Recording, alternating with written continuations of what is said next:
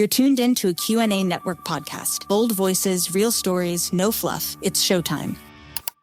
Hey y'all, welcome back to For the Moms podcast. Today is episode 6. We're going to be talking about our births and how that went for us. Baby mamas. Yes, baby mama. Hey Alexa, play For the Moms. This podcast is brought to you by QNA Network. I'm Kelsie. I'm Jasmine. I'm Valerie. And I'm Ariel. And we are For the Moms. All right, starting with the first question. Kelsie, did you have a C-section or did you have a vaginal birth? Did your water break? I had a vaginal birth for both kids. The first one was a planned induction.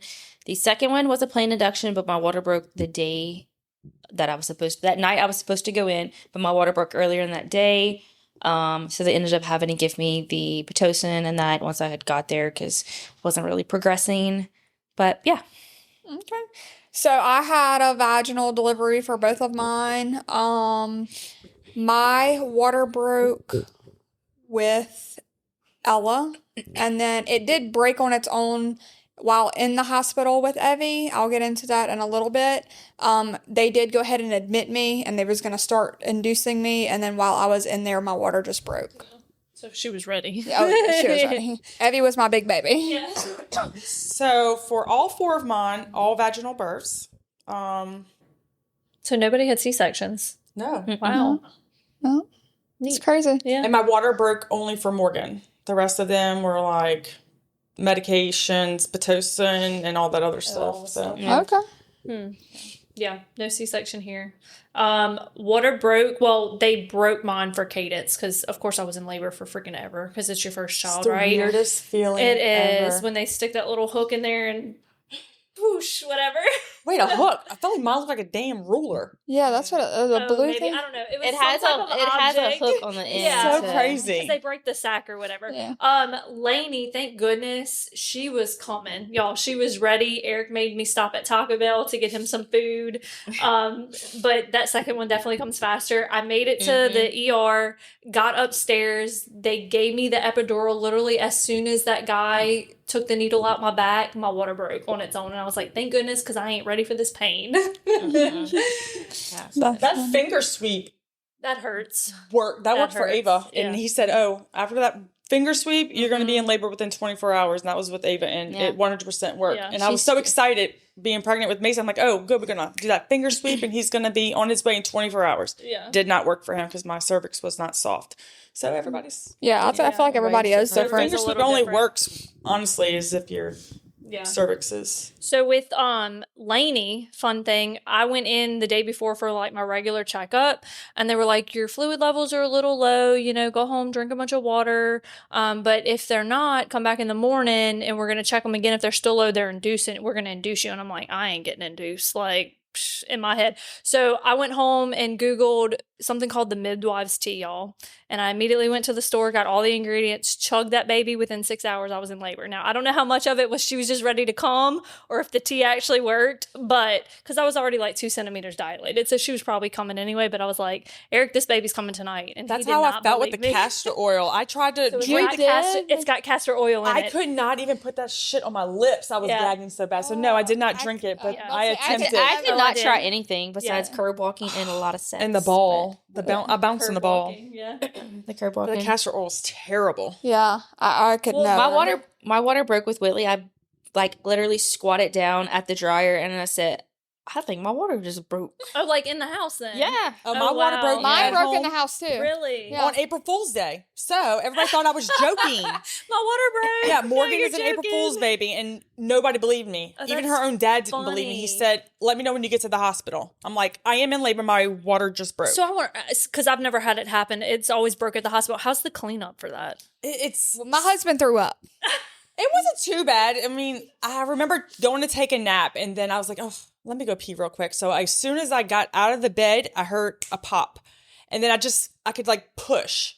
And it just felt like you're peeing, but it was just... So it wasn't like the gush, like... No, I had to keep yeah. on... I was trying to push it all out when I was using the bathroom. Because Just mine trying in to the push it all hospital out. with Lainey was a gush in that Yeah. bed. Like, it was just like a flood in the bed. It did. And I do was remember like, that. Okay. But I think it broke on its own. I just felt like I had to like force it out. Keep Okay. trying to get it all out because I just took yeah, I not rolled up a mine. kitchen towel and stuck it in there and yes. Not in there. In my underwear, Jasmine. Like I was wearing a diaper or pad. Her eyes. She was like, what? Damn. Funny. Yeah, so mine broke in the bed. So lovely. I'll tell the whole story go in ahead. a little bit. So I guess I'll just give a brief rundown of Ella's birth, my first. Josh was on a turnaround. He was working 7/12s. He was super tired. It was, I believe, a Thursday or a Friday night. I woke him up at like 1 o'clock in the morning and I was like, Josh, I am in labor. Keep in mind, this is my first kid. I wasn't really close to my mom or really even his mom at the time. Like me and his mom were close, but you know, I didn't really have that guidance. Like wasn't texting, asking questions. Right. So I woke Josh up and I was like, Josh, I think I'm in labor. He was like, okay. He was like, can I just get like 1 more hour of sleep? Like, do you think you can make it another hour? And I was like, yeah, like I was just contracting. It's not Yeah. like my water broke, nothing like that. Well, I woke him up another hour later and I was like, we gotta go.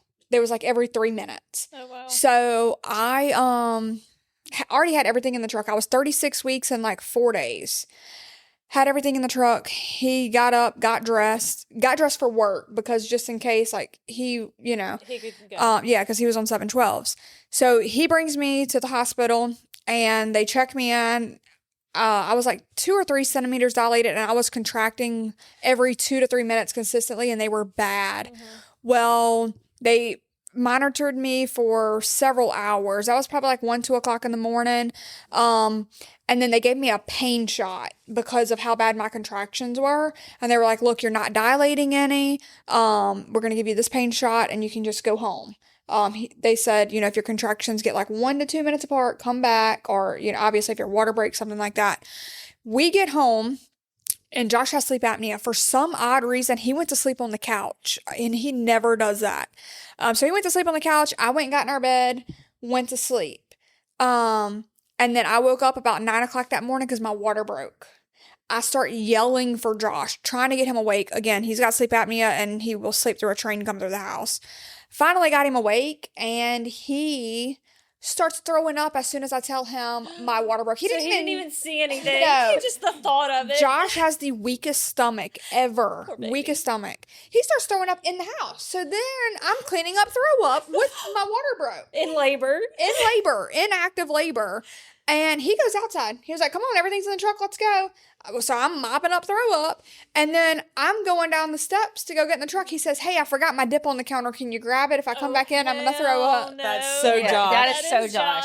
So I go back inside to grab the dip and we're on the way. And I'm like, Josh, stop at Burger King and get me something to eat. I said, they're not going to let me eat. I need food. He is ordering and I start yelling and I'm like, get me to the hospital now. I think she's coming. So he skirts and we go on to the hospital. And then that was probably, I don't know, maybe 10:30 that we got to the hospital. I didn't have her till 3:14 that evening. So I was in active Yeah, labor that's for that first baby, yeah, yeah. quite a while. But yeah, that's Ella's story. Yeah. And then, so our next question was, did any of us have birth plans? And we have kind Hell of, no. yeah, No. we're not those parents. So I thought for like a half a second with Lainey, like, oh, I might do this natural, right? And I get into the hospital and I'm contracting, and he's like, do you want the epidural? I was like, yeah, please give it to me. Yeah. I can't do this. Yes. Epidural all But- the way. Kudos to you. My sister-in-law went all natural with her second. She's a superhero. If y'all can do it. I almost Get it, girl. went all natural with Mason because, okay, so when my cervix wouldn't soften on its own, they put that little pill behind your cervix trying to get it to Cyto, soften. whatever, yeah. Yes, so they will do it and then they recheck it in 2 hours and then recheck it in 2 hours. Well, I had 3 doses of it and all of a sudden it hit all at one time. Right. I went from like 2 to 7 or 8 really, really fast. Oh, And then they wow. already put in for the anesthesiologist to come do my epidural. Well, he was working on somebody, he had emergency C-section downstairs and I was not priority. So when I say Mark was so scared, he said that I was screaming so loud, people in the hallway could hear me. It was that painful. Wow, I bet. I can't When I was- imagine. Yeah. Gripping. I was gripping the side Yeah. of the bed so Yeah, I remember hard. the contractions. It hurt. I couldn't do. imagine doing it without an I epidural. could not the whole imagine. thing. Like It's I did not- it for the few hours, like in Yeah. the beginning, because you can't get it before a certain point. Right, yeah. and I But- almost missed it. Almost missed Yeah, it. because But after a certain point, they won't get I it to you. almost not- missed it with Whitley. it's not like I honestly love the birth process. Yeah. I love the hospital. I love it, but I want it to be like a good experience. And I feel like when you're in pain like that, it's not a good experience. It's rough. It's rough. hard. Yeah. So were you medicated for any of yours? Heavily. No, my first one, Charlie, she was a planned induction. We went in, they started the Pitocin. They gave me the pain shot the first right before. Well, that made me very, very sick. So then I was sick. I slept. I was only in labor for about 12 hours with her. I went in at 2, had her at 2 the next day. So with her, I threw up, finally fell asleep for a little while. They came in, they're like, okay, it's time to start pushing. I pushed for like 5 minutes with her, came out, but I threw up while I was throwing up while I was pushing. Oh my gosh, with her. that's horrible. That was miserable. Whitley, my water broke, took a shower, finished eating dinner. Then I went to the hospital. They finished breaking my water, then went up, and she kind of let me go on my own for a little, probably like an hour. And then she's like, no, let's just go ahead and do Pitocin. We started the Pitocin, and then after that, bounced on the ball. Well, I kind of dealt through the contractions for a little while. They weren't too bad. Well, I was like, okay, I'll get my epidural now. She came, my doctor was on call that night. So she left. She's like, I'll be back later. So she left. It was probably like 10:30, and they gave me my epidural, and 2 minutes later, I start throwing up again. I'm throwing up. Well, she's like, let me check you one more time. So you had a reaction to the epidural then? It was I don't know if it's just a reaction to the epidural, but it made me so nauseous because I was already so far. She didn't check me. I was already at a 10. And she's like, just let me check you real quick. And she's like, okay, hold on. Don't throw up. I'm going this whole time. And she's holding Whitley's head in. Yeah. She's like, somebody call the doctor back now. Like, she needs to come back. And so she comes running in, and everybody's the influx of everybody. So my epidural wasn't even fully kicked in yet. So I pretty much felt everything with that. I had the epidural, but I didn't. It was pointless. Yeah, that I made sure after I went through that experience with Mason, with Austin, I was calling anesthesiologist the first little contraction. I was from like, the time my water broke with Whitley till the time that I had her, it was only about 6 hours. That's how Lainey was really fast. I went really fast too. So with Cadence, I was in labor for like 16 hours or something. And my epidural was positional, and they had to sit me up to help her drop because we didn't know it at the time, but the cord was wrapped around her neck, so she couldn't drop properly. And every time they would sit me up in the bed, the top part of my abdomen, the epidural wouldn't work. Oh, no. So I felt all the contractions along the top part. So I'm just like, but I mean, it worked. She came out, so it was fine. But y'all, that's hard. Did y'all have a mirror down there? No. I did for Whitley.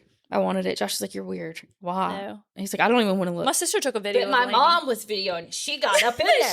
She watched her come out. Yeah, my sister was like that. She took all the Charlie pictures. wants to watch the video all the time. I'm like, baby, no. Not yet. No. Since Austin was a COVID baby, I wanted Morgan to be in the room since I felt like she was old enough, and Mark's mom in the room. But being that it was COVID, nobody could go in, and Mark couldn't even leave the room. But my doctor allowed to put Morgan and his mom on FaceTime, so they got to watch it through FaceTime. That's sweet. So I've done quite a few birth photography, and during COVID, we had the FaceTime set up for all of the all of them. I like that they did that.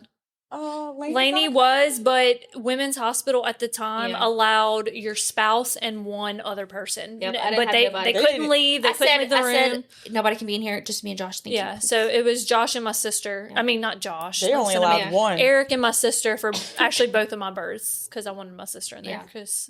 And they were cracking up with with Cadence. Eric and Brandy, my sister, were literally cracking jokes the entire time while I'm trying to push. They're laughing at each other. And I had the epidural shakes. Did y'all have that? Yeah. That was horrible. Very bad. And I'm just like looking at them like, would y'all shut up? Josh and my mom too. And then my mom was crying. Oh, I was like, shut up. The doctor asked Josh if he wanted to cut the cord. He was like, no, I'll pass out. Oh, so really? Oh, yeah, I guess same for Eric. The doctor made him cut it with Lainey because we were like, we're done having kids after this. She's like, Dad, this is your last chance. And she literally handed the cord and the scissors to him, and she's like, you have to cut this. I can't remember if Josh did it for Evie or not. I can't remember. I'll have to ask him. But I'm almost certain for Ella, he did not. Josh didn't cut very good on Whitley, so. She's still attached. She's still attached. Same. If Josh did cut it, he left some hanging. I tell y'all what worked really well for me during both of my births. And for anybody that's pregnant, if you are having trouble dilating in the hospital, ask for the peanut ball. Yes. Y'all, Yeah. it works. Yeah. It does work. I went from Yeah. like, I don't know, like from a 5 to a 10 in 30 minutes. Yep, I Yeah. did that with Austin, and I knew the nurse. I know her Yeah. personally, and I was like, "She's coming out. Yeah. She is coming." Like it was, That I could feel the peanut pressure. ball It worked. does. 100%. So with Lainey, I knew that because one of my best friends at the time was a labor and delivery nurse. And she's like, make sure you keep your hips open. And I'm like, I'm ready to have this baby. I don't want to be another 16-hour labor. So I went into the hospital, laying with my legs propped up, and literally they had to like tell me not to cough because that's how fast she was coming. They're like, the doctor's not here yet. Don't move. And that was Same. the first time they offered that peanut ball to me. had With to all do 4 of them, only had it with Austin. Really? So I had Ella in 16 and Evie in 18, and I got it with both. I had the peanut ball with Charlie. Whitley, I did not because I went from a 3 to a 10, and as soon as I got the epidural, Like 0 and to 60. so that's why I got so sick, and that's why she came so fast. Yeah. So Did any of y'all have complications? I guess we'll start with Kelsie. I did not have complications with birth, birth wise, like, actual birth. Charlie was my NICU baby. I'll just briefly go over that real quick. She's $1 million baby. Yeah, she's our $1 million baby. It was very unexpected. You're a first time mom. You don't expect your baby to go in the NICU. Like, if you knew about it firsthand, it'd be different, but it was very unexpected. Everything was fine up until the birth. She swallowed a bunch of fluid coming out. So they took her. We got to hold her for a minute. She didn't really latch on and breastfeed her or anything. So they just kind of gave her some time. We got up to the mother baby room because where I delivered, you have 2 different rooms. And as soon as we got in there, that nurse yanked her out of Josh's hands so quick because she was already purple. And they were like, no, she's got to go to the NICU. So they brought her to there's a place they go before the NICU. I don't remember what it's called. And they just kind of monitored that night. They were like, oh, she has pneumonia. I'm like, how the hell does she have pneumonia? She just came out of me. So 2 days later, she ended up being in the NICU at Women's Hospital for 4 days. We go home. We come back. We go home, and we had already visited her that morning. We're sitting at home, and the doctor calls me. He's like, the helicopter's already on her way. Children's has already accepted your baby. The helicopter will be here in about 15 minutes. I suggest you be here when they get here. So I grab a suitcase. We throw everything in there because Children's was in New Orleans. We live in Baton Rouge. We're flying to the hospital. Luckily, we only live about 10 minutes from the hospital. We get there. They're already wheeling up like the incubator and everything. I didn't even get to watch her go into the helicopter, so I have no footage of that. They were pretty much like, before she gets too critical, they wanted to send her to Children's because they thought she was going to need ECMO, which is them stopping her heart, putting her pretty much on a bypass machine to pump her blood and oxygenate her blood, because that's pretty much what it was. She was born full term with premature lungs, so her blood was not oxygenating, and so therefore they gave her like surfactant, which is like kind of help her lungs. Nothing was working, and she was getting so swollen. By the time we got to Children's the next morning, her oxygen was starting to go up a little bit. Well, they had her very sedated for about 3 weeks straight. So when she came off of the sedation, she had very bad withdrawals, which stopped her from eating. And so then that was a whole thing in itself, trying to get her to learn how to drink a bottle at 4 weeks old. Everything. It was just very unexpected for a new mom. So my postpartum with that was, I didn't have time to be depressed. I didn't have time to do anything because I was literally up and gone. Like it was, we pretty much moved to New Orleans for about a month and a half while she was there. And now she's very healthy, happy, thriving 5-year-old. So Good. Yeah. freak accident, literally. That's crazy. It was, not an accident. It was like a freak thing, really and truly. They monitored me with it with So Whitley. they figured it out after y'all were already home that she had the premature lungs? Like They figured it out like day 3. Well, we Okay. had the cardiologist, neurologist, we had everybody. And the cardiologist was like, it's not her heart. It's just not her blood was not oxygenating. So she was like blue. Her lips were purple. And her breathing was like a constant. Like I have all the pictures and you can like watch them live and see the way she was breathing. They did like the CPAP machine first. Then the next day she was intubated, and then she was intubated and sedated for 3 weeks straight. Oh, wow. I didn't get to hold her until she was probably 4 weeks old. So Oh, yeah. So Charlie's crazy.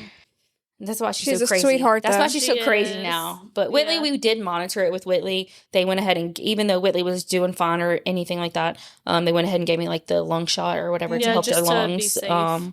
To be safe, we monitored it, and they pretty much, every doctor we've spoke to has pretty much said it's just a freak thing that happens. It's not, Yeah. there's nothing we can do about it. So Yeah. it is what it is, but she's perfectly happy and healthy now. So Yeah. Did you have any complications, Jess? I did not before or after. Aren't you lucky? Ella was born a little early, but she was fine. She was fine, Yep, yeah. she went straight to my chest, and she was good. Aw. Yep. Had 0 complications with Morgan. The only thing with Ava was the cord was wrapped around her neck, but they did all that suctioning and she was fine. Mason was, I'm not even sure if y'all know this, but okay, so y'all know that little test they do before or maybe around 12 weeks, that blood test, and it's optional whether you can see if there's something wrong with the Oh, baby. yeah, the genetic testing. Yeah, the genetic testing. Well, I did it with Morgan. I did it with Ava, and I was just like, oh, they always came back normal. So I did it with Mason, and it came back abnormal. The very first thing was that he was positive or Down syndrome. Charlie too. So, Yeah. okay, so we went back and did more we blood did work. more. And then they called me and said, does not have Down syndrome, but it looks like he has Klinefelter's. Do y'all know what Klinefelter's is? I never knew what that was either. It's like he doesn't develop the male hormone. Like he would need male hormones when he's Older. when he reached puberty age. And I was like, oh my God, my son's going to grow boobs and not going to grow facial hair. And it was going to be You probably a Googled the disaster. worst. Oh, Yeah. yes. And I've never heard of it before. So they sent me to a specialist in New Orleans. And when he saw me, he said, I'm just going to be honest with you. I believe that test was wrong. He's like, I do not think that he has Klinefelter's, but I feel like that test is inaccurate a lot of It times is, because I had a yeah. friend where she did it and they basically told her that her baby had some type of chromosome abnormality where it would be born without part of its brain. oh no. But her baby was perfectly fine. Like she went to all like the extra doctors and stuff, and like halfway through the pregnancy, they're like, "Your baby's fine. That test was inaccurate." So I don't know. So he not recommended, but he said that I was a great candidate to do an amnio. Okay, And I did it. Yeah. And it was very was easy. There's like a little screen right there, and you can watch the needle go in to draw the fluid out. And it was pretty easy, and it wasn't painful at all. And everything came back normal. He's just a thank pain in the goodness. ass. He's just And he's all boy. Maybe that's Yeah. maybe Oh, that's boy. what's wrong with him and Charlie. So with Austin, I did not do that genetic testing Me either. because Yeah. it was so stressful. And for it to be all wrong between Down syndrome and that Klinefelter's Yeah, the thing. very you're probably first worried test. your whole The very first pregnancy. test our I know. insurance covered. Well, then they were like, "Oh, you need this other testing." We had to pay out of pocket for that at that time, and I was like, "This." It was like $3,600 for it to be not. Yeah. I mean, it's just. And with Austin, I our insurance wouldn't cover breastfed it. for the most part with her, were pumped and stuff like that. And she was so colicky. I've never had a colicky baby. Whitley was. And, this is something that me and my husband had to do because I mentally could not deal with the crying. And you have to take turns with your partner because it's hard. It's serious when mentally you're tired and you have a baby that won't stop crying. And they're fed and they're changed and all that. And Yeah, they're just, it's hard. it's miserable. And you And don't know how to help them. I know. And That's you're hard. miserable and you don't know what to do. deprived. So you have to leave the room, pass it off to your spouse. Y'all take turns, gather your thoughts. And So, and the reason why she was so colicky is she ended up finally having blood in her stool. She was allergic to my breast milk. Oh, wow. He's probably dairy, sensitive to dairy or something. Yes. I mean, she was straight bleeding. And I was like, baby. what is going on? And the doctor was like, it's your breast milk. Something that you're doing is the breast milk. I had to do that. So that is one of our questions. Did we breastfeed? How long? I breastfed both of mine 2 years each. And for Ella, I had to cut out dairy and then it cleared it completely up. That is the hardest lifestyle change. Mentally and physically doing it. I feel like I tried, if I remember correctly. I tried and I I could think not. it was. I don't feel I'm like it talking changed that much. reading every single ingredient. You don't realize how much dairy is in products until true. you Oh, literally yeah. do you break down every single thing. I basically ate chicken and rice and water. Aw. It was rough, but Oh, I did well. it because I wanted to breastfeed her. Yeah, you're good. And I just switched to the formula, and we were good. yeah, I did formula. I breastfed Whitley for about 4 months, and then that was when I was like, "Oh, I'm having my reduction in my lift, so I'm done breastfeeding." She got the good part of it, and after that, we had to switch her to Nutramigen. At that point in time, that was that's when what's Nutramigen was scarce, so Yeah. we were fighting in the shelves for it. Yes, So Austin it was on that too because she would throw up it all was the so time. yeah, it was so hard. And then now she's my chunky little 3-year-old. So she's. I whipped, tried to yeah. breastfeed with Cadence. It lasted a week because my nipples got so freaking chapped. It's so And bad. When I was hard. done, so I was crying, she was crying because she's hungry.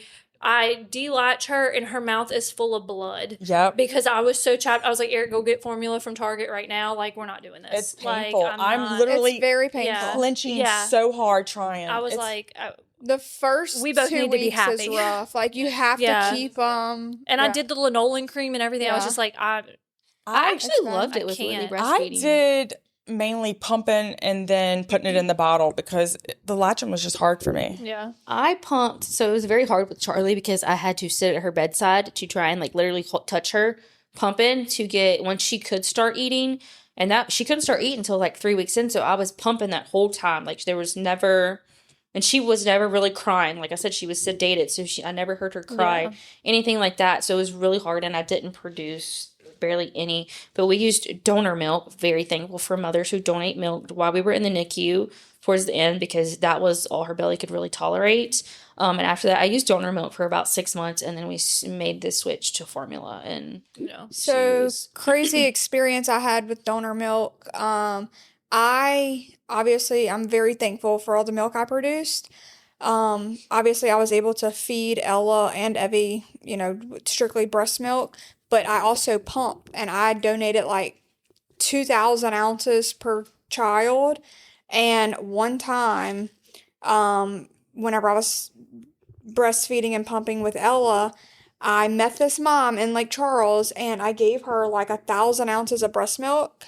Tell me why I'm in this little breast milk page Oh, for no. Louisiana Was she moms. selling it She sold all my breast milk. Oh my gosh. that you donated? Sold all of it. That's sad. Yeah. That's so sad. I didn't even ask her like money for the bags back or Mhm. anything. Like we just Yeah. donated it. Yep, sold it all. Wow. But I did. I would donate as much as I could. I would say we Yeah. used it quite a bit for Charlie. Yeah.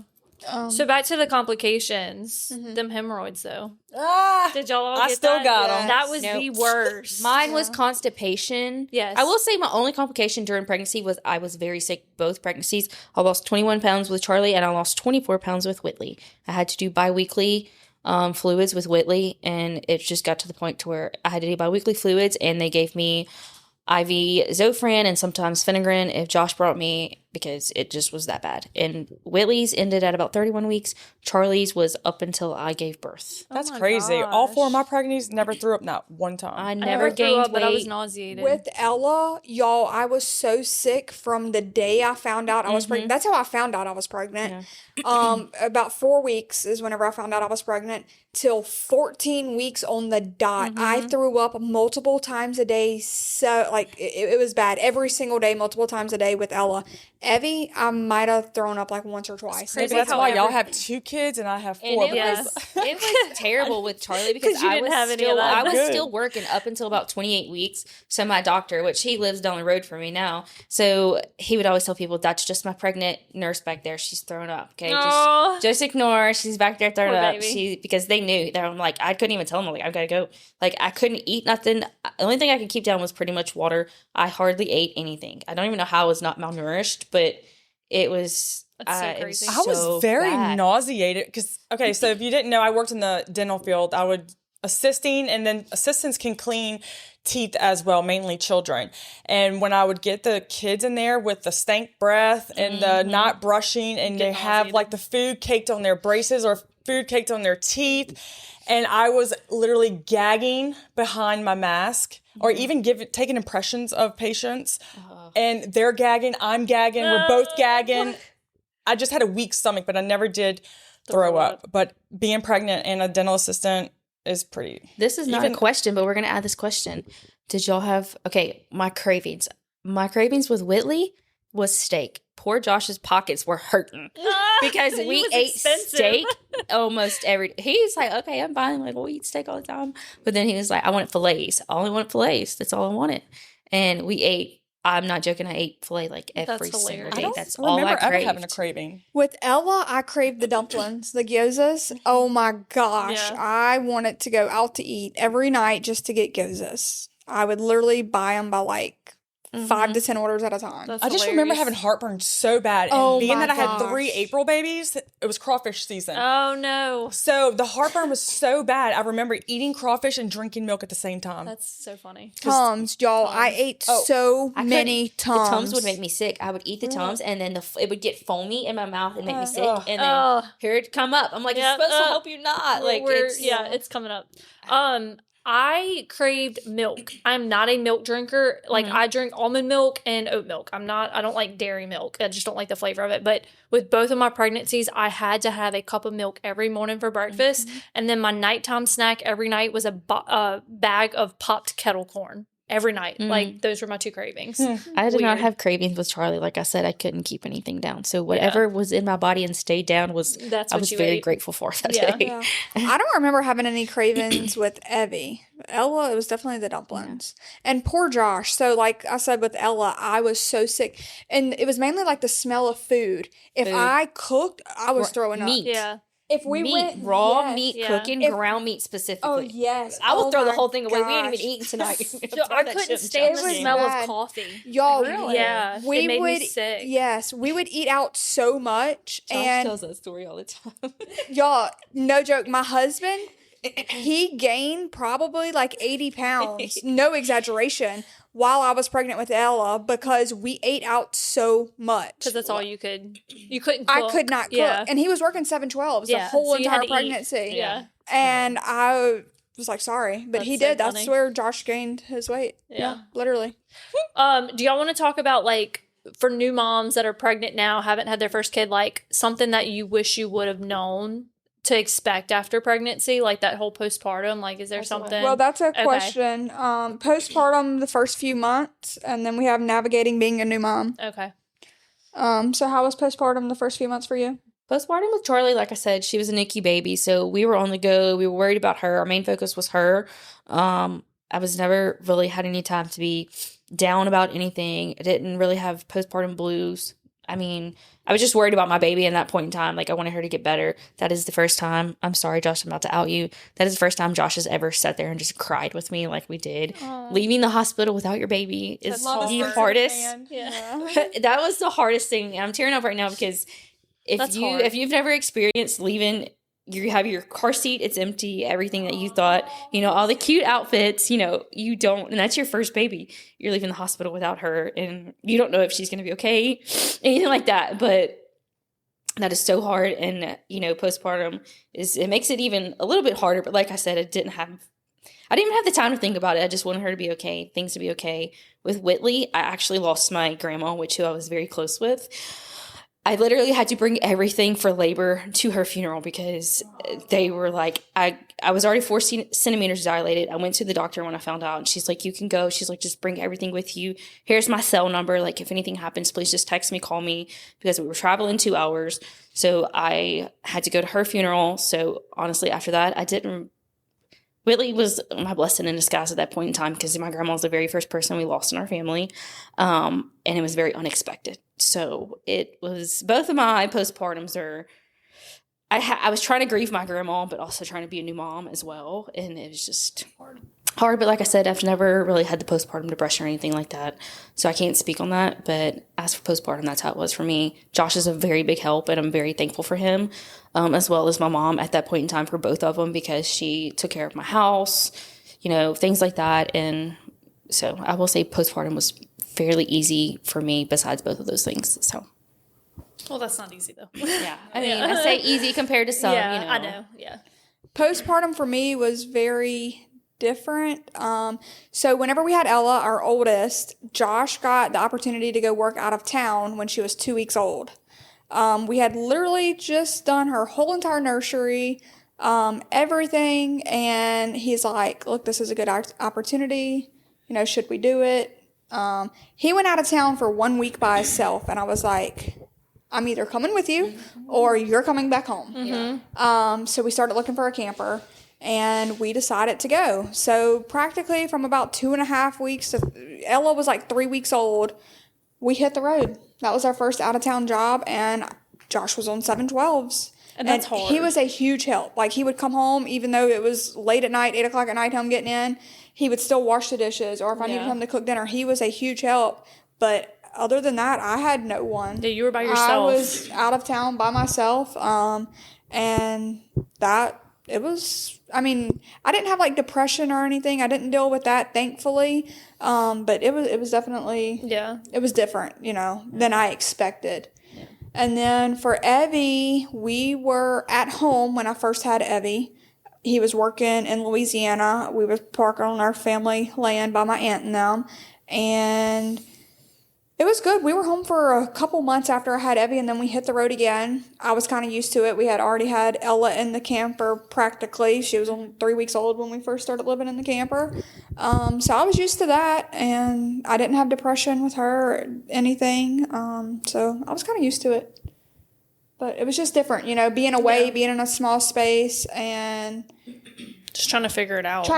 Yeah. Trying to figure out being a mom. Yeah. No help. Right. Zero. None. It's such a drastic change to your life. Yeah. And then, not knowing anyone around. I did have one friend that I was kind of close to at the time, and, we were close, and it was practically me and her on the road. Aww. But, yeah. I didn't really have any postpartum depression or anything like that. Just having a spouse that is willing to help and take turns and get up so you can sleep, or willing to wash the bottles while you go take a bath, or just those little things help so much. And even being that I have 4 kids, the other kids help too, so Mark's mom was a big help. And just the only thing that was hard was with Austin being colicky. That was probably the only hardest thing, just being overwhelmed. Yeah. But other than that, I really had nothing crazy. Good experiences. Yeah. Speaking of colic really quick, Ella, she ended up having to see a GI doctor. Y'all, she would projectile vomit. Or spit up, they would say. But she was gaining weight fine. She was doing everything fine. That's whenever I took the dairy out. But that's the craziest thing. Have y'all ever seen a baby truly just like The Exorcist? Yes, it's crazy. Flies across the room. That's crazy. Thankfully, we figured it out. Yeah. But, that was crazy. I didn't have any postpartum depression or anything. Just being a new mom, trying to juggle how to do things and get your routine. I remember just being so scared as that new mom with my first baby. Can I take a shower? Is she going to be okay? Those kind of things. What can I do with her sitting in her little chair? What can I not? And that's just hard. You look a hot mess 98% of the time for weeks, right? Did I shower today? What day are we on? But that's every new mom. I do remember one instance with Lainey. She was probably 2 weeks old. And I'm laying in the bed, sleep deprived as can be, because at that point, they wake up every 2 hours to eat and everything. Eric had worked the next day. He's laying next to me, and I'm just crying, looking at my beautiful baby. But I'm like, why did I want to do this again? Type thought. And then it immediately fleeted out of my brain. But I'm like, we purposely do this to ourselves, But it's a great blessing, But it is hard. It is. It's very hard. Yeah. And, it takes a while to, navigate it and get used to it. Another hard thing for me was, so we were working in Lake Charles at the time, and Ella's pediatrician at the time was in Denham Springs. That's a 2.5, 3 hour drive depending on traffic. Obviously, I didn't want to switch her to a new pediatrician every new place we went. I didn't know how soon we were going to be moving jobs. That was all new to us. So every doctor's appointment, I would drive the 3 hours by myself and then 3 hours back. So she got used to the car seat very quick, and that was her safe place. She loved if we were in the vehicle and it wasn't moving, she would scream. Morgan was like that. I remember taking the car seat. If she wouldn't go to sleep at night, I would put her in the car seat, put it on top of the dryer, and start it. That's so funny. It gives that rumble like you're driving. Never thought of that. Yes. Somebody's calling CPS on you right now. I'm just kidding. Yes. The movement of the that's dryer. crazy. I would have never thought that. Mm-hmm. That's smart though. Lainey hated car rides. She didn't vibrate off, so just watch. Make sure they don't vibrate off. Yeah. We watch switched Charlie to a convertible car seat at 6 months, and she loved it. I was tired. First off, I was tired of carrying that shit around. And second, anytime I went somewhere, either she could sit up already, so I'd put her in the buggy, or I put her in a stroller. So Whitley, we had the Duna, which is a lifesaver. If you can afford a Duna, get you one. But we figured out very quick on at 6 months old, Whitley was car sick. She gets very car sick. I carry around those little blue throw bags right now. Yeah. She's like, I need a bag. I'm like, okay. So we figured that out quick. I couldn't feed her before we got in the car. If not, that was it. Reminds me of Landry this weekend with the stroller. We have a friend that's a realtor, and her oldest daughter, so she's got one that's always in a stroller, and then she's got one that's like 8 years old or so, and she was demonstrating what her mama does to me and Valerie the other day. She said, "This is my mama. Shh, shh, I'm on the phone." Rocking the baby. It was hilarious. That's cute. They observe everything, though. Yeah, they do. They really do. That's your biggest tattletale is your kids. That is the truth. You can find us on Spotify and Apple Podcasts. If you are a Patreon member, VIP, you can watch our full video. And don't forget to check out our merch at fourthemoms.com.